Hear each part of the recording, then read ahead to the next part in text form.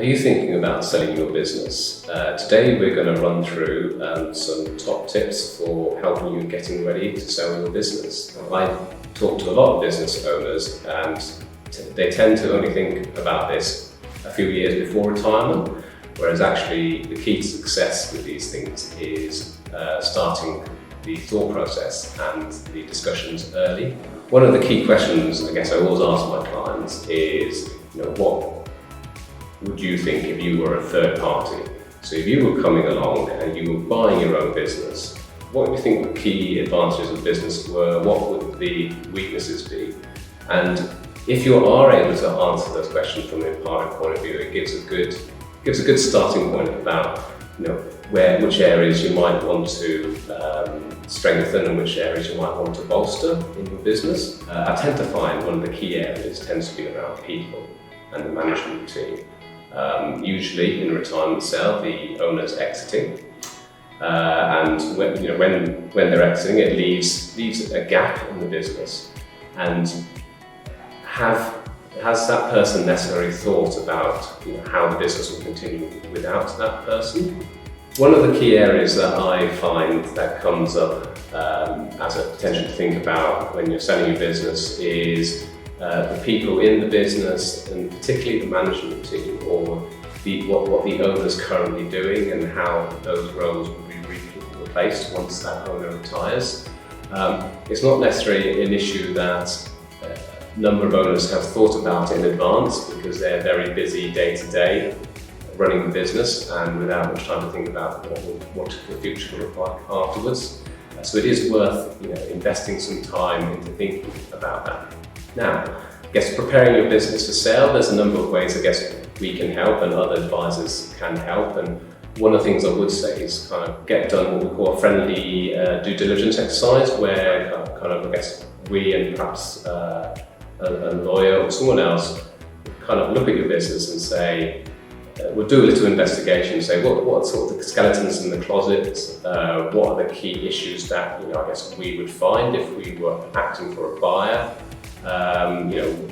Where might that lead to a negotiation on price, and see what of those issues can be dealt with now, so they're not an issue when you come to sell in, say, 3 to 5 years time, or whatever your ideal exit horizon is.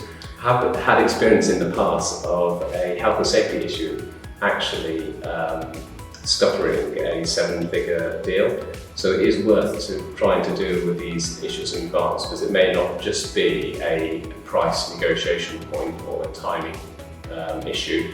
It could actually end up scuppering the whole deal. Other things to think about issues sort of operational efficiency, profitability. So I guess how can you increase your profits? You can look at the different services and products that you provide and see which ones of those are more profitable and which ones of those can drive growth in the business. It's also worth looking at your customer base. Is there much concentration or reliance on any one particular customer?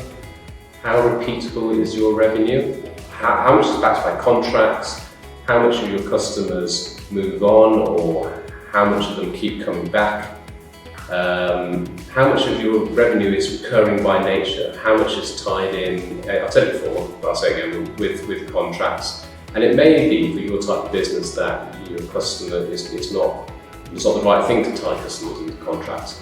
But certainly it's something worth considering, because a buyer will view a secure income stream and value that at a much greater amount than one that is perhaps not seen as secure.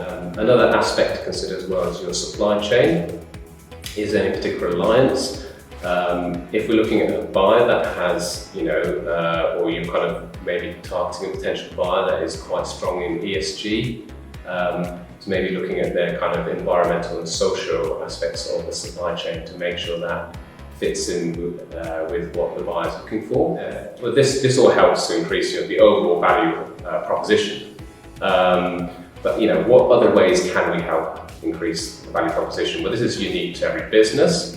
But it's important to have, I guess, what we've outlined already, which is, maximising profitability is always going to help. The revenue recurability, a plan for the management team. So what's going to happen when a buyer steps in? and how's a business going to run from a personnel perspective. And if you have a plan in place on that, that really helps the value proposition rather than the buyer having to parachute someone in or bring someone in from the outside to help run the business, which gives, which is key risk for them, and therefore does, impact the value proposition for you as a business owner. It's also worth having to think about, what are the key areas that you can grow the business? How would you grow it if you were a buyer coming in and taking it to the next level? And I guess kind of being able to articulate that and put that across also can really help the value proposition, as a buyer or the investor can see, where they can take it and take the business to the next level. Another kind of smaller area to look at is, working capital management, and we can talk about that in more detail through advice, because every situation is unique, but it's about managing your debtors and your creditors appropriately.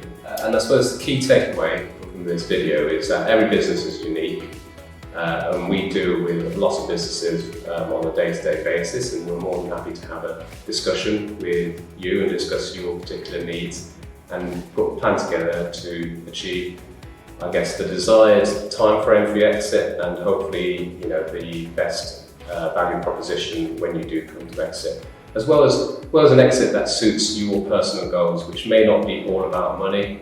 There may be other aspects as well. So thank you for listening.